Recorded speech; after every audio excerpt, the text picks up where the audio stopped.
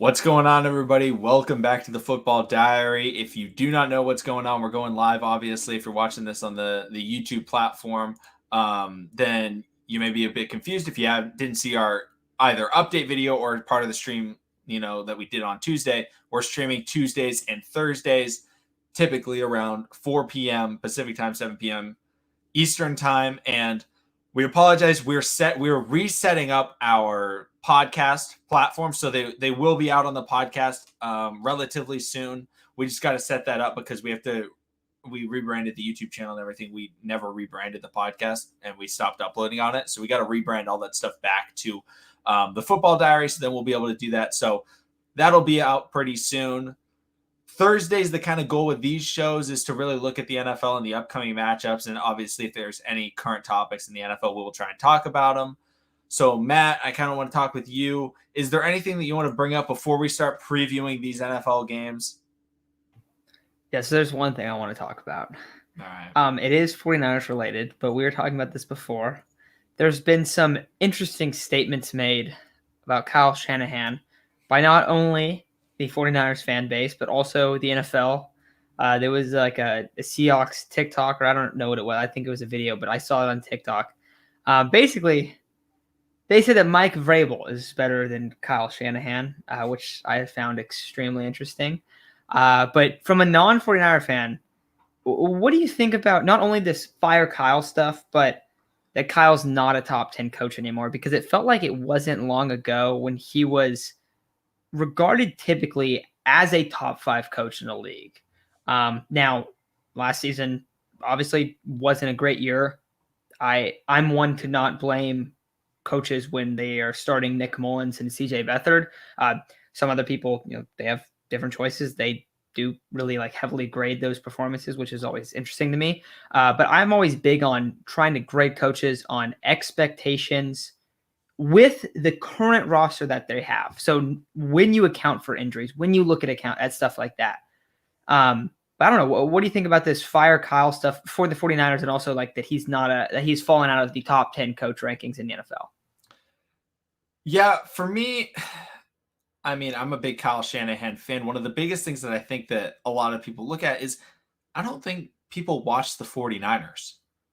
I legitimately think that's one of the issues with Kyle Shanahan. And the whole thing about Kyle Shanahan is if you watch the 49ers, you will watch them and just be like, how is Deebo Samuel standing on the sideline with nobody within 30 yards of him? How is Kyle Juszczyk just running wide open down the middle of the field? How are these guys so open? Right? And that's Kyle Shanahan. And because people don't watch that, the 49ers, in my opinion, the people that I talk to, they're watching the Rams because the Niners, they even though they're fun to watch, I enjoy watching the Niners, they can be very explosive. They're kind of boring in their explosiveness. I don't think a lot of people love to watch Ayuk, even though he's very explosive. He's a ton of fun to watch. People don't love to watch Kittle, even though he has a ton of highlight plays. They don't love to watch Deebo, except to watch his highlights and things like that.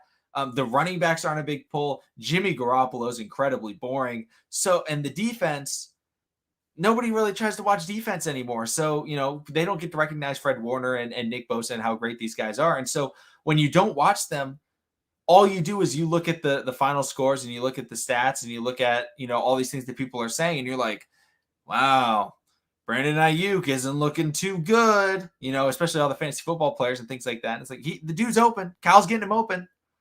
Jimmy can't make the throw. And you look at, I believe I saw the same video that Matt saw. And not only were they talking about Mike Vrabel, and I don't want to disrespect Mike Vrabel. I think he's a really solid coach in the NFL. He's definitely a guy that people want to play for. I don't think he's I think he's probably borderline top 10 guy. But I also see them talking about how Sean McVay and Matt LaFleur, they think are better. And the biggest thing they talk about is record. And the biggest thing that I have to say about that is look at the rosters that these guys got when they became coaches. Aaron Rodgers for Matt LaFleur with Devontae Adams, Aaron Jones, Jair Alexander. I believe they had Zadarius Smith at that point, Kenny Clark. A lot of really good football players. And Matt LaFleur's got a good system. What system is that? Kyle Shanahan's system. So it's basically you're taking the Walmart version of Kyle Shanahan and giving him Aaron Rodgers and Devontae Adams and all these great players, and they're going to be able to succeed. Sean McVay comes in and he has Aaron Donald, and he's taken over for a horrendous head coach, like horrendous head coach, like one of the worst coaches. Like I can't remember what it was, but he's like literally like the only coach to have like a losing record and coach a certain amount of games. Who is this? The old Rams coach. Jeff Fisher. Yeah, Jeff Fisher. He had the record for like, well, I don't remember how many. Maybe it was 1,000 games. He was like the only coach to ever coach 1,000 games or 500 games and have a losing record. And like he takes over for that. Who does he have? Aaron Donald and prime Todd Gurley, and eventually, obviously, gets Jalen Ramsey, and he gets all these great players. And he's running the Shanahan system with a former number 1 overall pick that was picked because he's accurate. And Jared Goff is an accurate quarterback. The issue is he can't really move and all that stuff. He's kind of a statue and things like that. But you give him a clean pocket, you give him time to throw. Jared Goff can play well sometimes. And he was able to have success with that. Kyle Shanahan was given a team, and he ends up getting Jimmy Garoppolo, but Garoppolo gets hurt, and it's like CJ Beathard, and it's Nick Mullins, and it's George Kittle's out half the time, and they don't have anybody, and they're given these random running backs. And he's given Matt Breida, turning him into a monster. And all of a sudden, this Raheem Mostert guy comes in, the teams are getting rid of. But Kyle Shanahan's so good that his system's able to work with these suboptimal players. And he still took a team to the Super Bowl. LaFleur has Rodgers and all these guys still yet to go to the Super Bowl. Sean McVay, he went to a Super Bowl. Yes, very good. With Kyle Shanahan's system and one of the best seasons that running backs will ever have from Todd Gurley, MVP caliber season, all that stuff. So, like Kyle Shanahan, yeah, unfortunately, the 49ers aren't as good as a lot of people expected this year, but they've also been injured. Yeah, not as much this year, but I also say the year's not over. That's why true. That's why I was never the type of person to be like, sell your Shanahan stock. Like, I was like, no, don't do it. The only thing I can say is if somebody's on the fire Kyle Shanahan train, the only reason I could ever think of that is because they think like he's refusing to let Trey Lance start. I think that's the only way is if like, but it depends on how he's doing it. But there's, okay. And I was seeing this too, is like, you can't develop if you're not playing. Yeah. That's not true. That is not true. Like, don't get me wrong. I think that Lance should be starting. I am a person that believes that. But the idea that you can't develop if you're not starting, it doesn't really make sense. Like, from a week-to-week basis, going over film, analyzing opposing defenses, his film work with Kyle Shanahan is probably the most in-depth film work he's ever had in his career. He's ever had. So just that alone is such a big deal. And then there's a ton of other things. He's also playing against the first-team defense every day during practice. Once again, you can only get so good by practicing. Like I do agree that he should be starting, but there's also like so on my channel, on my 49ers channel, I had a comment that said like what the 49ers need to do is they need to get a young offensive coach to pair with Trey Lance. They need to fire Kyle and get a young offensive coach to pair with Trey Lance for stability. And I was like, that firing Kyle is the opposite of stability. That's you hear what you're saying. You're saying to get stability by creating a situation that's not stable. So I don't understand. I don't get it. I've also seen a lot of people saying like, "Oh, go get Kellen Moore." Guys, look at the offense. If you can draw average route concepts and route, like combinations, you're gonna have a decent amount of success with the guys that they're rolling out. They have two very good running backs. Tony Pollard would start on a lot of other teams. And we've talked about Zeke in the past. Zeke isn't a slouch anymore either, even though people don't like him because he's kind of slow. The offensive line, not what it used to be, still pretty good. And then the receivers. It's either their receiving core or the Bucs receiving core that's the best in the league. And then, like at quarterback, that's right. They have Dak Prescott, who looks absolutely phenomenal this year. So I put any coach there. He's going to have offensive success. I don't understand that either. But it's just really shocking to me that people are so low on Kyle just because it's like, okay, if you were low on Kyle for losing, you could have said that last year. You could have said that many other times. But the way you evaluate a coach shouldn't be on a win-loss record. Now, you can definitely critique Kyle for and John Lynch and everyone there for some of the contracts they've made, some of the trades they've made. Now, I will say this. People really try to like rip them for draft picks. I think people expect that every single draft pick is going to be a hit. I don't get that. If you're hitting 35% of your picks, you're doing pretty good.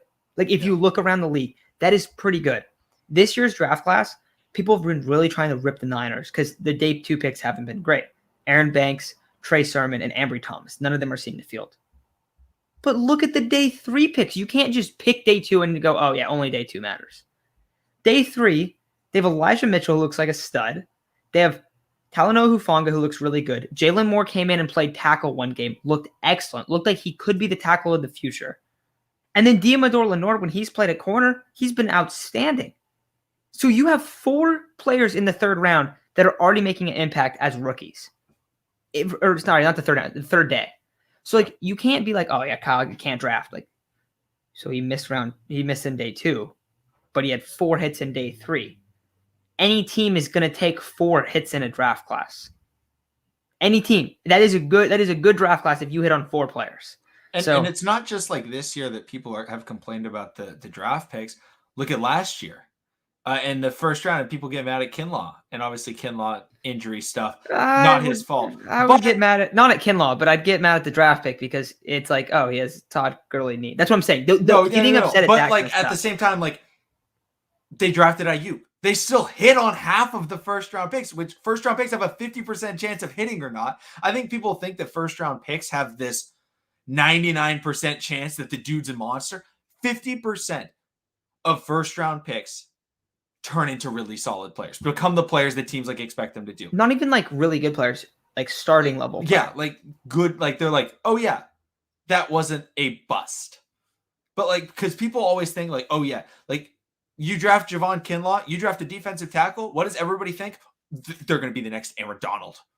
Like that's what everybody thinks. You draft a wide receiver. Yep. It's the next Julio Jones. It's the next Antonio Brown, the next Devontae Adams. You draft a speedy wide receiver. That's Tyreek Hill.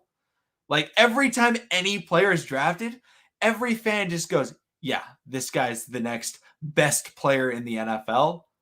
And it's okay if they don't become that. They can become a solid player for your team. And Ayuk, one, it's not Ayuk's fault that he's not getting the ball this year. That's the fault of the quarterback play, just not being able to get the ball outside and things like that. But, I mean, last year, he looked really good last year. And he still looks really good. They're just having a problem getting him the football. Like, that's not like he's looking really good. Now, is he the best receiver in the league? No. He's in year 2. And he's looking really good. Like overall, I think just everybody expects these instant success stories from all these rookies. Like everybody wants to have a Justin Jefferson rookie season, a Jamar Chase rookie season, a Ezekiel Elliott rookie season. But that just doesn't happen most of the time. A lot of the time it takes a little bit, but you see the potential and you see what the coaches saw. And I think people try and rip way too much into Kyle Shanahan. And I think that honestly, it doesn't even start from it. I mean, it kind of starts from his coaching, but I think it starts from the Super Bowls. And unfortunately you understand that, but he gets flack for the play calling for Atlanta. They all of a sudden get really conservative, not really doing what they were doing anymore. No, that's not what it was. They didn't get conservative. They got really aggressive and they tried to really put pedal to the metal and went all in, and it didn't work out. And it's like, so like everybody just he kind of became like a meme of like a guy. Wait, do you know another guy like that? I know Andy Reid. Wait, was that the same narrative that came out for him? Oh yeah, it was. How interesting. One other thing I want to mention on Kyle Shanahan, then we can move on because we've been talking about it for a while. But another thing I've seen is that Kyle is not a player's coach, and players don't like him. Has anyone listened to anything that the players that have played under Kyle Shanahan have said? Do you guys realize that Pierre Garçon, who played on the Reds, he played on the Redskins, and I forgot where he played after that before he played in San Francisco. He might have played for the Jets, but I'm not 100% sure. He played on, but Yeah. He played on San Francisco for 2 seasons, I want to say. And they weren't good. They didn't win much when he was there. He still goes to San Francisco 49ers games. He still does stuff because he's completely bought into the culture that Kyle has. You want to rip Kyle as much as you want? Trent Williams basically forced his way into San Francisco because the Vikings had a deal on the table for him, and he said, yeah, I'm not going to play for Minnesota. I will not do that. And then the Niners traded a 3rd-round pick for a guy right now who has a leg and an arm injury and is still playing. He's the best tackle in the league this season. And is he maybe the best pass pro guy? I don't know. Look at the numbers when the 49ers run the football behind him. I'll just give you last week. 7 carries, 100 yards. 7 carries, 100 yards. But it's like always like that. It's like almost every single week. So guys literally like go out of their way to go try to play for him. Brandon Ayuk, all the stuff that's happened to him, they just asked him today what he thought about it. And he said, look, basically it was like kind of like I feel like I'm back. I feel like I'm in a good spot. And they're like, well, what happened with you and Kyle? Oh, me and Kyle had a long conversation over the bye week. It's like, what happened? Like, what do you guys talk about? Like, I don't know, but I'm good now. Basically saying Kyle's the guy that he also said, like, Kyle's the guy that has motivated me the most to get better. He's the guy that's pushed me the most. So if we're going to say he's not a player's coach because sometimes he looks a little pouty on the sideline, like, guys, come on.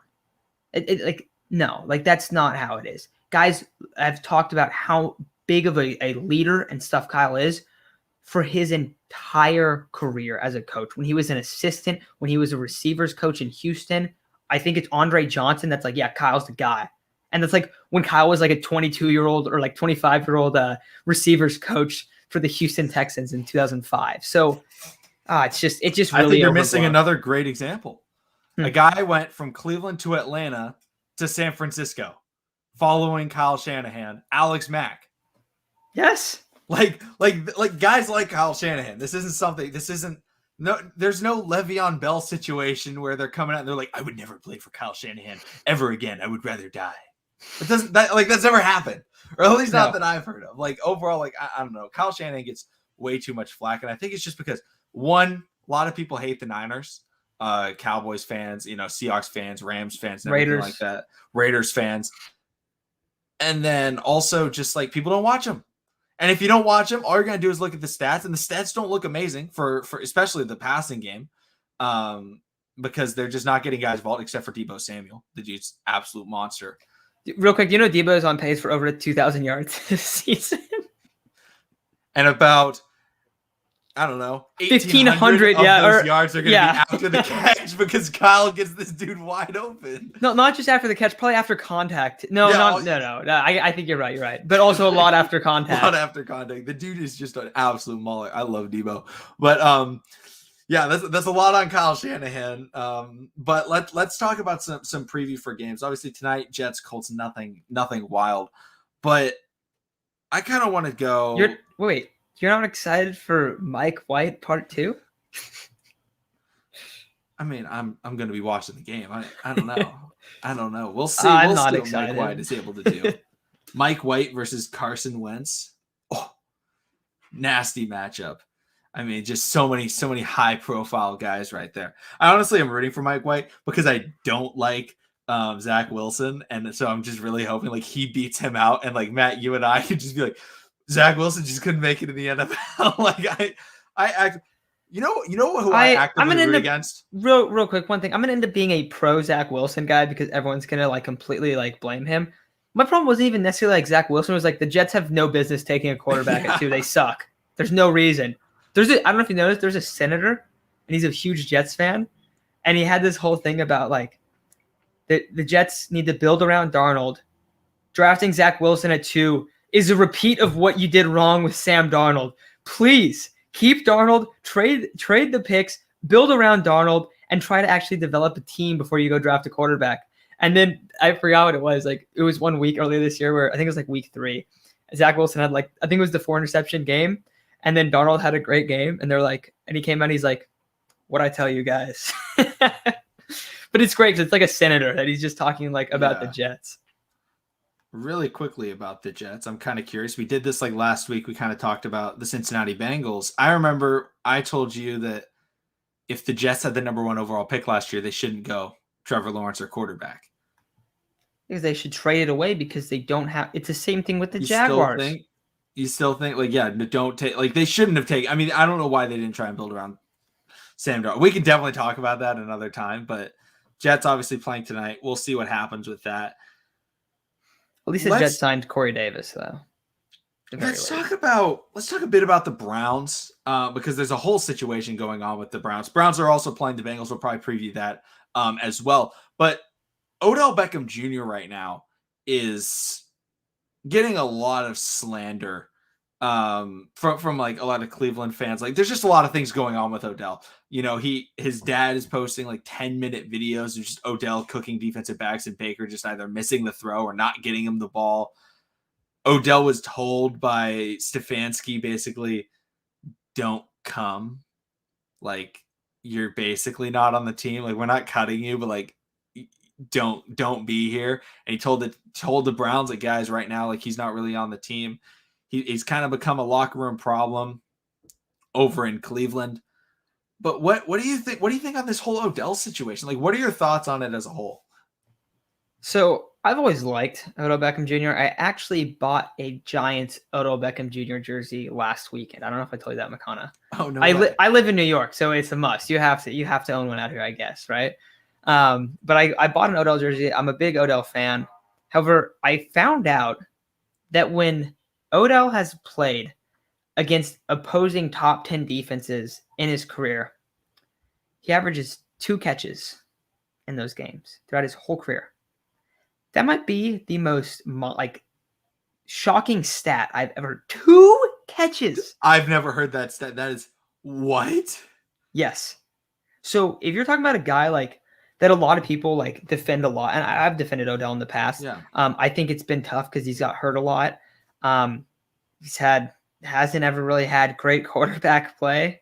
Though I do like Baker. I don't think Baker's a bad quarterback or anything. Also don't think he's a great quarterback. He's a solid guy. Yeah. But that was shocking to me. Like if you want to talk about, and I think the big one is when he played against Norman. And was that 2015 or 2016? The year. I mean, they've gone off against each other plenty of times. But you know the game I'm talking about. Yeah. So that's probably outside of the crazy catch he had. Like that's his peak game. And you've seen a lot of stuff about Odell. Of course, the boat picture, the playoff stuff, like not performing. He has, and hearing that stat, 2 catches against top 10 defenses. He has been a guy that underperforms against the top end talent.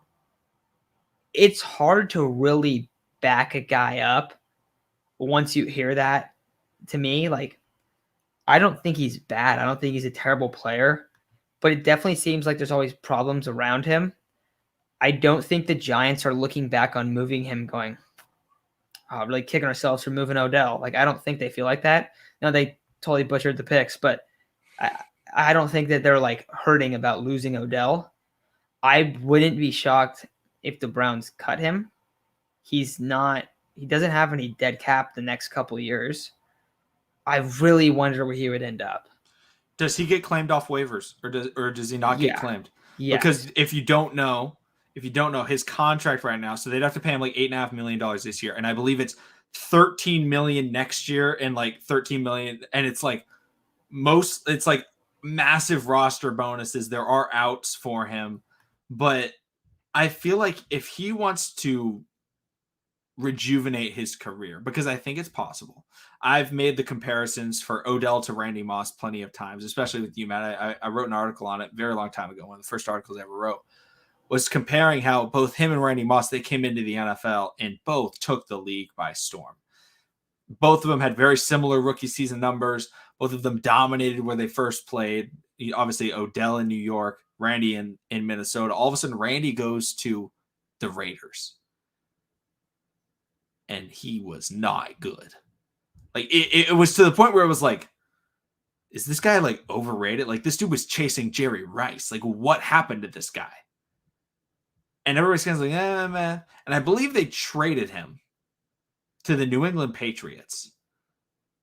And all of a sudden, here comes prime Randy Moss putting up the greatest season a wide receiver has ever had with prime Tom Brady. All these crazy, it's crazy to say prime Tom Brady 2007, but so prime Tom Brady's 2000 to 2050. Very, very long time. But he completely dominates. And it was that change of scenery. Overall, I think Oakland was not a great spot for him. Cleveland, I don't think, is a great spot for Odell because Odell Beckham Jr. is a volume wide receiver. He's a guy that you want to try and get the ball, and he's a guy that you want to get the ball to him in space. And unfortunately for Cleveland, Jarvis Landry, I like Jarvis Landry. The dude has no speed. He's like the least athletic wide receiver, like probably in the history of football. Like he would be slower than guys playing in the 30s. Like, look at his SPARQ score. It's 0 percentile, I believe. I'm not joking. It's 0 percentile. Like the least athletic guy that you could have. And so like teams are very, very able to just say like, yeah, Odell, you may get a catch. Like you watch Cleveland, like he'll make catches, but he just doesn't get like what he had in New York where he catches the ball on that slant in the middle of the field. It's got a little bit of space and he takes it, right? And he's gone. We don't see that in Cleveland.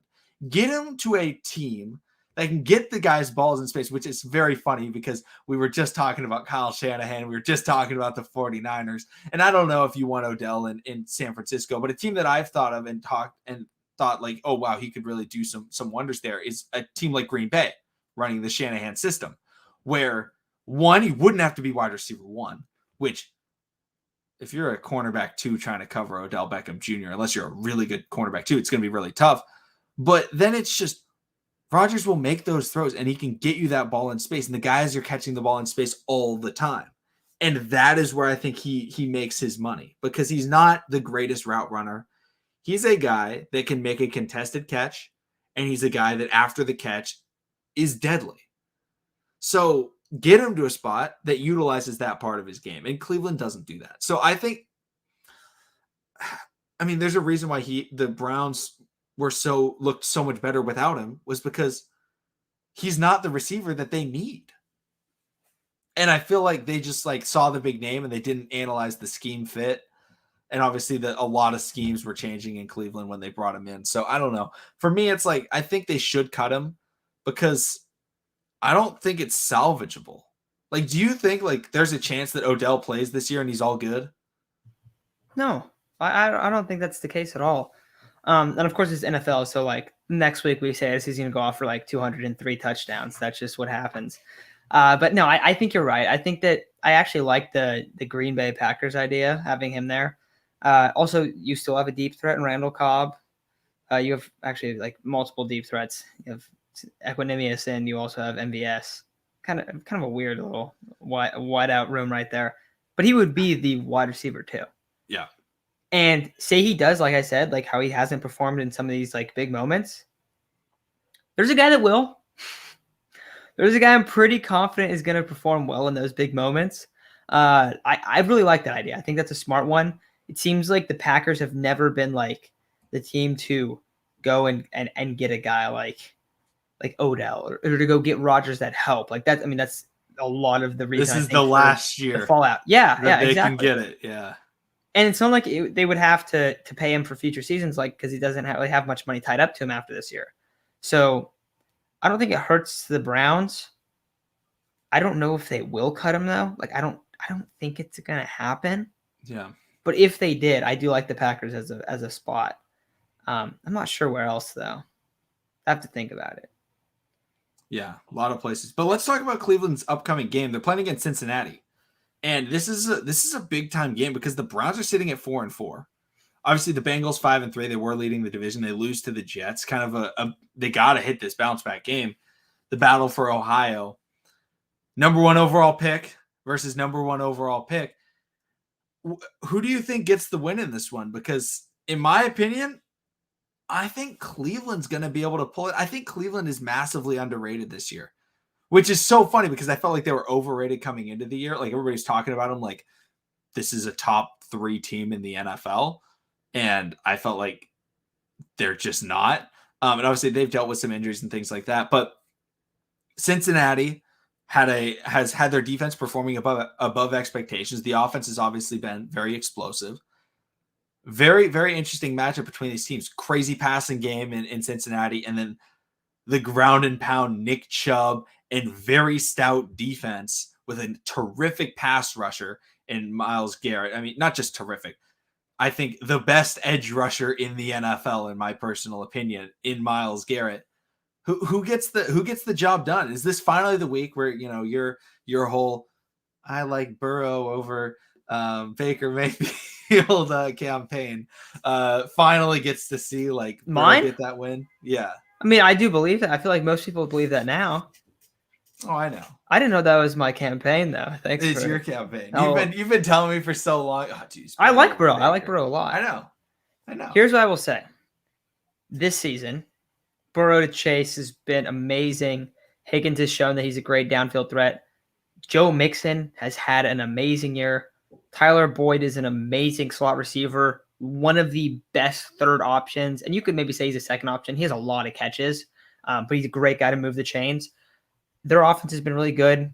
Their offensive line is improved, even though a lot of people really hated that Jamar Chase pick. The defense is playing a lot better, even though you might not know a ton of the guys' names. The Trey Hendrickson pick that I wasn't a big fan of because they let Dupree. No, not Dupree. Oh my gosh, I can't think of his name. Lawson. I was thinking of Dunlap, and then I was thinking Carl Lawson. They let Carl Lawson walk. Now he got hurt. He signed with the Jets, and they went and got Trey Hendrickson. And I thought it was a downgrade. Now we haven't seen Lawson this year, but Hendrickson has been really good for them. Jesse Bates is one of the best safeties in the league. They're pretty thin at corner. Playing the Browns, that's probably the spot that you'd want to be thin at. But I think it's a really, really like a coin flip game because it isn't Cincinnati. Most of the time I would give like the benefit of the doubt to the Browns if they're both healthy. But the Browns have not been healthy. They've had a ton of turnover. They literally ran out of tackles one week. I don't know if you know that, Makana. I think it was 2 or 3 weeks ago. They ran out of tackles. It's pretty hard to win football games when you don't have a tackle playing. So I'm going to give the benefit this week. It's hard. I feel like the Bengals have a lot of momentum. They did lose against the Jets, so that kind of got depleted, but can the Browns defense stop the Bengals?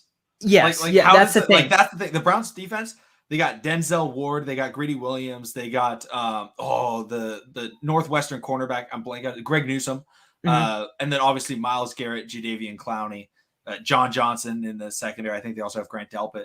I believe they're all healthy. So Delpit might be banged up. I'm not sure. I don't know. I don't see him on the ESPN injury report, but that's never too accurate. But overall, I think that like this is like the perfect matchup. People are like, "Oh, can the Ravens defense stop the Bengals?" No, the Ravens defense is like I think the worst Browns defense are good, to try and stop the Bengals or offense. The Browns are like, this is the perfect matchup between really good wide receivers versus really good corners and pass rush. So that's going to be really interesting. I think that's the matchup to watch this week. I don't know. Do you have what's another game? What's the line right now? -2? -2 for the Bengals. 2.5 for the Bengals. I just wouldn't touch that. Yeah. I don't know. Logan Wilson is their best backer. I think it's a tough game for the Bengals to win, honestly. I would lean Browns, but I'm not super optimistic. I think it's going to be I don't necessarily think it's going to be a close game, but it's just a really hard game to predict just because we've seen the Browns so up and down. And the thing is also like even when you have injuries and guys come back, you still don't have that consistency that you've had. You don't have guys meshing. That's a big thing I don't think people recognize. So I'm going to lean Browns just because I do think it's a good matchup for them, especially cornerbacks, some of the edge rushers they have. But I don't know. Are you leaning Browns too, you think, just because of the matchup on defense? I'm thinking I think this is one of those games that we see the Myles Garrett takeover similar to Justin Fields and how it was just like I feel like they're going to be all over Burrow. I feel like obviously it's a rivalry game. So this is going to be a very heated matchup. They've had some great games between these two, most notably the Thursday Night Football game. So I think this is going to be a great game to watch. Could come down to the wire. And honestly, Baker Mayfield is very good when games come down to the wire. Like he doesn't win them all, but he's always getting his guys in that position. Like, I think one of them, the Thursday night football game against the Bengals, he literally drove them down the field and threw one of the best game-winning touchdown passes you'll ever see. I can't remember who caught the pass off the top of my head, but it was absolutely amazing. But then, he lost the game on Monday Night Football against the Ravens, but he still drove the ball all the way down, with very little time left. It gave the Ravens, 50 seconds, a minute left, and they still ended up winning. But overall, I think that both of these quarterbacks, when the game's on the line, they're both very solid. But I think Baker Mayfield has done it before. I think he'll do it again. But I think it's gonna be a great game. Yeah, I agree. Any other games that you really want to talk about? I think one that's very intriguing to watch. I think this is a game that a lot of people are going to overlook because a player is going to not be playing. I think Packers Chiefs could be the exact opposite of what happened the last time the Packers played the Chiefs. And if you guys don't remember, Patrick Mahomes missed the last game that the Packers played against the Chiefs. And it was a absolutely amazing game that the Packers were able to pull out. Now, obviously, Aaron Rodgers is not going to be playing, but this is the first time that we get to see Jordan Love. And that's a lot of fun to watch. I'm very excited to see him play. But it's not like this is a rookie quarterback. A lot of times rookie quarterbacks, they come in and they have a terrible system around them. They can't, unfortunately, Trey Lance comes in and guys are banged up, no Kittle, and he's trying to do it. And he did a good job against the Arizona Cardinals, but also really solid defense. Yeah, offensive line getting demolished on the right side. But also, look at a couple of the rookies this year. I mean, you look around the league and you go, okay, well, who's struggled? Who's really struggled? Fields, one game he had less than a net yard of passing. Zach Wilson heavily struggled. Trevor Lawrence heavily struggled. And it's it's because what's around him. But like you're saying with Love, Packers have a great group of guys around him. One thing I would like to say, I'm also really intrigued. I like Jordan Love a lot coming out. Didn't like the draft pick, not because I don't believe in Jordan Love or I don't think Jordan Love's gonna be worth the pick, but because I feel like if you have a guy like Aaron Rodgers, you go all in with Aaron Rodgers. That's I think that's what everyone really thinks. It's not really about Jordan Love. It's never been look at Jordan Love. He sucks. It's never been that kind of conversation. I feel like it's always, it's the big question of why would you do that when you have Rodgers there? Love, I liked him a lot. If you guys go back and watch, it's Utah State, right? Yes. Dude. Oh my God, was his team horrible. One of the worst offensive teams. The receivers, he would just drop back, roll out, offensive line to get completely blown up. He'd scramble, extend the play 3 times, throw a 50-yard dot to some wide receiver who has a couple yards of separation for a touchdown, dropped. And that would happen 5 times every game. It was so bad. So he's going to be in a great spot. Devontae Adams is coming back. This Chiefs defense is horrible. Yeah. It's terrible. Packers defense has overperformed, I think, a lot this year. Is it Devontae Smith, their linebacker? He just won Player of the Month. Zadarius? No. Preston? No, they're middle backer. Oh, I can't remember. It might not be Smith. Let me look it up real quick. But I don't know. Do you think the Packers can win? Absolutely. I think it'll be a close game. I think they can. I think that I'm probably gonna have to predict that the Chiefs will win, but I think it's going to be a really good game. And I think one thing that I need you to stress, and I know you will stress, that Jordan Love got a lot of comparisons to a certain player coming out of college that was kind of ridiculous, and it was Patrick Mahomes. And I know you talked to this about me. The comp for him, your comp, correct me if I'm wrong, it was Desean Watson, right? Was the guy that you compared him to? Well, yeah, not like he's going to be as good as Deshaun Watson. Not as good, style. But people were saying oh, he's like Patrick Mahomes, and so a little bit different. So don't come and expect that, but he does some things that not just Watson does, but some things Rodgers does, extending the play, making throws on the run. Those are still things that he can absolutely do. Now, I don't expect him to be that confident coming out and just first play, just coming out, just shedding Chris Jones and then rolling out and throwing a 50-yard bomb down the sideline or anything like that. Don't expect that. But you're going to see some plays from him where he's hitting guys that, and you look at it and you're like, is that Rodgers? Like, Rodgers, said he was immunized.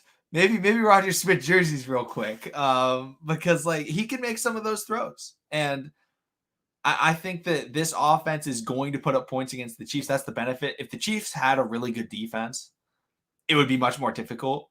But Davante Adams should be destroying this game. Aaron Jones should be cooking this game. A.J. Dillon should be cooking. Like, there should be a lot of things going right for this offense. So I feel like he can absolutely have a really, really good week. And unfortunately, I'm playing against him in fantasy this week. So overall, it's going to be a bit tough. But I think they can absolutely win this game. I think it comes down to the very end. But unfortunately, when it comes down to the very end, I'm always going to go with the better quarterback, Patrick Mahomes. So that would be kind of my thing. I think it's a very close game, though. Yeah, I think so. The guy I was blanking on his name is Devondre Campbell. He just won player. Oh yeah, that's Mr. Smith. I don't know why. I think it's because they have the two Smiths. Yeah, I was like, but that's somewhere that I feel like they had been lacking a lot is inside backer, Yeah. and so that's been a big spot for them. However, in this matchup against the Chiefs, Eric Stokes is one of your starting corners. I really like Eric Stokes. Remember, guys, he's a rookie corner. Rookie corners consistently will have some games where they look pretty lost. This could be one of those games when he's guarding Tyreek Hill. We've seen that happens to many, many players when they're guarding Tyreek Hill. Jair's out. He's on IR. So Kevin King's opposite him. Anytime Tyreek Hill is on Kevin King, Tyreek's going to be open. Kevin King couldn't cover Scotty Miller.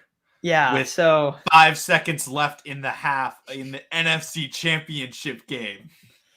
So I that's why I think I'm gonna go with the Chiefs, but the line's 7. I don't know if it's gonna be like wouldn't expect a blowout or anything. One thing though, I think that the part I'm most excited for in this game is I think this is gonna be the first glimpse of why we're looking at this A.J. Dillon pick, because I think that Aaron Jones and A.J. Dillon are going to be very good complementary backs. The kind of backfield I look at a little bit, and it's not going to look exactly like this because the players are different, but it makes me think of when I guess they're back together now, but Mark Ingram and Alvin Kamara a couple years back, where you kind of have the two combinations. A.J. Dillon's more of the inside back, and not to knock Aaron Jones or say he can't do that, but he's just more of get him into space. And I think we're going to see them pound the rock. We're going to see them try to kill the clock and hopefully generate some turnovers on the defensive side. If they can do that successfully, it'll be a game. Even if they can do that, I still think I would take the Chiefs, but I don't think they're going to blow them out. Not the same situation, but like last week, Chiefs were 10-point favorites against the Giants, and I was, I think I'm going to take Giants plus 10 on that one. We've seen how the Chiefs have played. Hasn't been pretty, and then they win by a field goal last week. So I don't know. I don't love it for the Packers to win. I'm extremely excited to watch Jordan Love. But yeah, I don't know. It's going to be pretty tough for them just defensively. I don't think it's a great matchup for the Packers defense. They're going to be a lot better against teams that are more run heavy offenses and aren't able to really especially with Jair out. So. Yeah. And I want to get into another game right here that I'm shocked by the line in this game. The Chargers and the Eagles. Pound the Chargers line. 1.5. Like, why all of a sudden is everybody against the Chargers? Never fault a team for losing to Bill Belichick. I don't care how bad Bill Belichick's team is, he can always figure you out. And also, Justin Herbert is a quarterback where if you get him off of his game, he will struggle. Bill Belichick has made the greatest coaching career in the history of maybe not even just the NFL, maybe even just all of sports, off of being able to always take something away. They play the Rams in the Super Bowl. Where's Todd Gurley? Where's this passing? They just couldn't get anything going. They play against everybody, and they just take it away, right? They play against Patrick Mahomes, and all this stuff, and they take stuff away. No Travis Kelce sometimes it's no Tyreek Hill. They always take something away. They took away Justin Herbert because they knew that if he was able to, and it was still a close game. And obviously the Chargers the week before that, I believe they were on a bye after that, but they may not have been. But the week before that, they play against the Ravens, a really good football team that can pound the rock. The Chargers are not good at stopping the run. The Eagles don't even run. Like that's the whole thing. I mean, Eagles fans have been clamoring, run it with Miles Sanders. Obviously, he's injured right now, but they're like, run the football, and they don't even do it. Like that's how you beat the Chargers, and that's what the Patriots offense is just like Stevenson, Brandon Bolden, Damian Harris just hitting you over and over and over and over again, just rushing the football. Like that's not the Eagles. Like I don't understand why the Eagles are like supposed to be so close in this game. Like this has like, I know Jalen Hurts is like, I like Jalen Hurts as a player, but I don't understand how this is so close. Like this should be one of the largest lines of the week. I don't know about largest because I do think Jalen Hurts is a really good matchup against the Chargers defense. They're the worst rushing defense in the NFL right now, I believe. Yes. Yes, you don't have Miles Sanders. You have Jordan Howard. But I don't know. I think the Eagles are actually a better team on paper than how they play.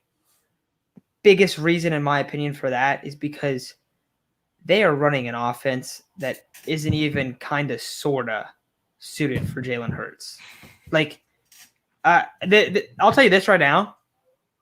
In my mind, the biggest lock of next offseason is that Jalen Hurts will not be a Philadelphia Eagle, and they will have a different quarterback there, one that is able to push the ball downfield.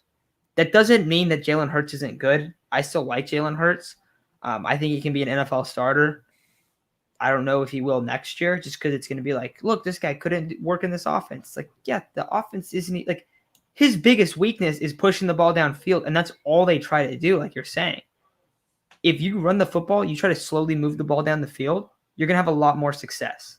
So I'm really confused with how this year has gone with them, just because it feels like they're totally tanking. 1.5 though, I would say it should be like 5-7. The Chargers are good, and they're coming off 2 losses. That's also the thing. Like if you lose like 2 games in a row in the NFL, like all of a sudden you suck. I mean, look at all the teams. If you lose 3 in a row, it's over. But I don't know. I love this line. I would absolutely pound this line. There's a few this week that I like. This is definitely one of the very top of the list. So, big fan. I think that defensively, secondary for the Eagles isn't great. I think the Chargers are going to have their way with the Eagles secondary. The Eagles defensive front is pretty good, but I don't think it's like some like crazy mismatch for the Chargers. I still think they're going to be able to move the ball and have success, but I'm taking Chargers for sure. Yeah, I feel like the Chargers underrated team, and they still have some playmakers, and they've gone against some very mobile quarterbacks before. They've played against Lamar Jackson plenty of times. Jalen Hurts, I don't think he's on the running level of Kyler and Lamar. He's just not nearly as fast or explosive. He's a good runner, but nothing ridiculous. I think like when I watch him run, it's nothing like wild. I think it's like a little bit better than a much younger Russell Wilson, like a much younger Russell Wilson. His style's a little bit more power. Yeah, like dude. He could have like a lot of NFL scouts are like he could have played a lot of positions. He could legitimately be an NFL running back. Yes. Like that's multiple scouts believe that. But I don't know, just a lot of things that and us saying like he could legitimately be a running back. It's not saying he can't be a quarterback, guys. Don't misconstrue what we're saying as that. The dude is a quarterback. But he's literally like built, and the way he runs it's like a running back. Lamar and Kyler don't run like a running back. Like they run very differently, very different styles of running. But he just like he will lower that shoulder and he will get down and he will push that guy forward. Something to note is like I believe Kenneth Murray could potentially be coming back this week. I saw that the Chargers activated him. So how much does that help with stopping the run? The second-year linebacker could be a major game changer. But it's kind of crazy how the 2 second-year middle linebackers that were drafted. I believe he's technically listed as an outside linebacker, but coming into the draft out of Oklahoma, he was an outside linebacker or an inside linebacker. Him and Patrick Queen are just like, they were all debated, like, which one should you take? None of them, I guess. Like, Kenneth Murray hasn't been like terrible or anything like that, but I don't think he's been the level that they were hoping that they'd get out of him. But I don't know. Still early. Yeah, Still definitely still early. I mean, when you're a second-year player and you're young, like, trust me, there's plenty of time. But is there any other games, or do you think that's a good spot to wrap it up? Nothing else I really love here. I mean, there's some that I'm interested for. Tonight's game, there's not that many great games. Couple upsets. Jags overbuilt. No, I'm just kidding. I would say if you want to pick an upset, you want to toss one in there, take the Niners. Niners have a good matchup. They've played them and the Cardinals have played like, I want to say it's 6 consecutive really close games. They like always play neck and neck, and Kyler might miss, so it might be unavailable for you to bet. Even if he plays, he's going to be limited, and Kyler has probably been more bottled up from the Niners defense than any other defense in the league. Throughout the last couple of years, because early on he killed him. He absolutely torched him the first couple times he played him, and there's been a serious regression against that defense. Last year, week 16, they put up like 13 points, and CJ Beathard and the Niners won with a super banged up team, and it was like the Fred Warner's like probably one of his best games of his career. The Niners are going to pound the rock. The Cardinals have to run well, and I think that I think it's a game where the Niners probably should be favored by a couple points, and they're probably going to be like 2 or 3 point underdogs. So I take them.